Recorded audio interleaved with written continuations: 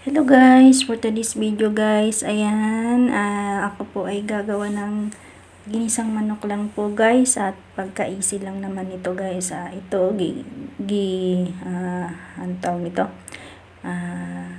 gisa ko lang sa olive oil yung chicken breast na ginayat ko guys. Ayan, gisa ko lang siya guys, brown lang natin konti guys, at pwede na nating haluan ng kung ano-ano. Ayan, mikos-mikos lang po si Inday guys.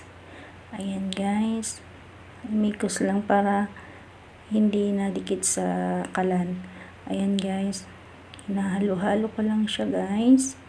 Ayan, tapos nyan guys ay nag-brown na siya guys. Ito naman, lagyan ko siya ng tomato paste guys. Ayan, kalahati lang po nyan guys ang nilagay ko guys. Ayan, kalahati lang noon. At ayan, ihalo naman natin, ay mix naman natin siya guys. Ayan, mikos lang guys. At mamaya yan guys, mamix yung tomato sauce sa chicken.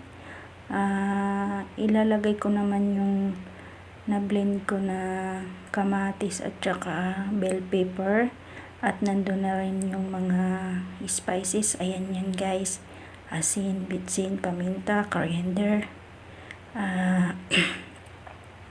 paprika powder,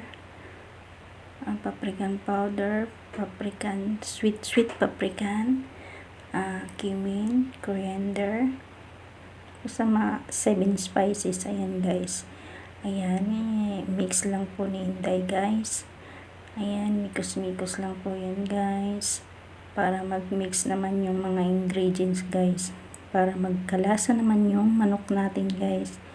Ayan guys, at saka meron din yan guys na nilagyan ko rin yan ng, ayan, patatas. Ayan, nilagyan ko siya ng patatas guys. Isang piraso lang, 2 piraso pala guys. Ayan, mikos lang natin guys, at saka mamaya dadagdagan ko yan ng konting tubig, at para lumambot naman yung patatas natin guys.